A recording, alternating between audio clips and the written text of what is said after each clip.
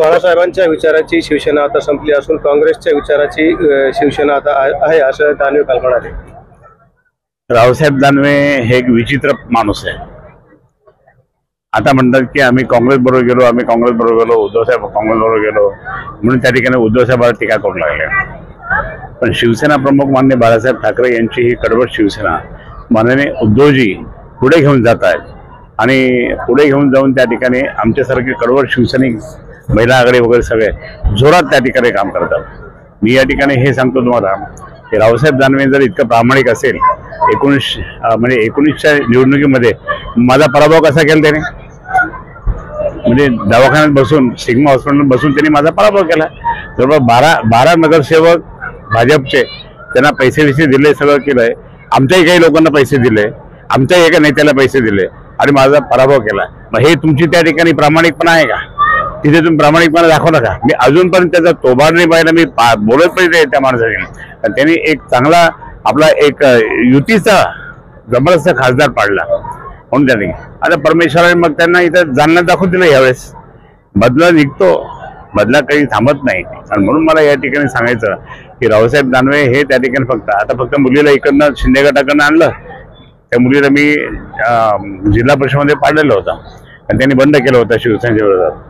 आता ठीक आहे, ते आले असेल एकनाथ शिंदेच्यामुळे किंवा काहीतरी झालं असेल, वाटप केलं असेल खूप म्हणून। इकडे मुलगा पण तसंच, म्हणजे खरं म्हणजे भारतीय जनता पार्टीच्या शिस्तीमध्ये त्या ठिकाणी एका घरात एकच तिकीट आहे, यांनी 2 तिकीटे घेतले। म्हणजे जरी समजा शिंदेकडनं जरी घेतलं असेल तर मग त्यांची युतीच आहे ना।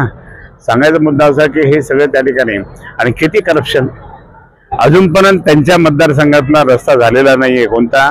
आज टुरिझम पूर्णपणे संपलंय। कुठलं अजिंठ्याचा सिल्लोड रस्ता जो आहे अजिंठ्यापर्यंतचा अजूनही खराब झालेला आहे। खराब ज्यांनी काम घेतलं तो भाजपचा त्याचा सध्या, आणि त्यांनी काम घेतल्यानंतर तो मला म्हणे क्या असं बोलो ना जाके देवेंद्र जी को बोलो, गडकरी साहब को बोलो, तो सबको बोला म्हणे। तिथे काम अडवण्याचं काम होऊ न देण्याचं काम यांनी केलं।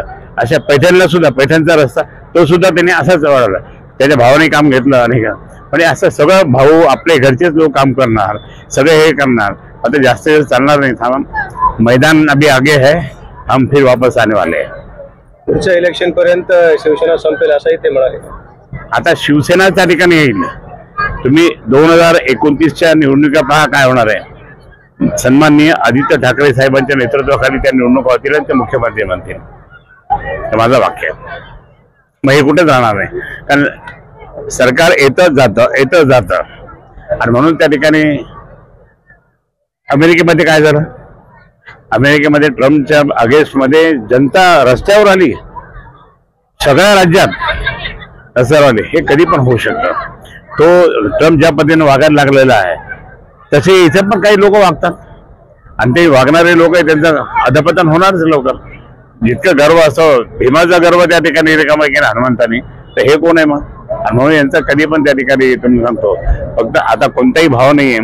आमचे जे बाकीचे लोकल मंत्री जे आहे ना भाजपचे किंवा बाकीचे, ते भाव देत नाही, बळजबरी येऊन घुसतात म्हणजे आम्ही नाही बोलत नाही त्याला।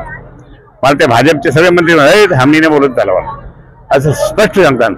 हे फक्त बळजबरी जाऊन घुसतो तो, आणि आता तितकं त्याचं काही राहिलेलं नाहीये।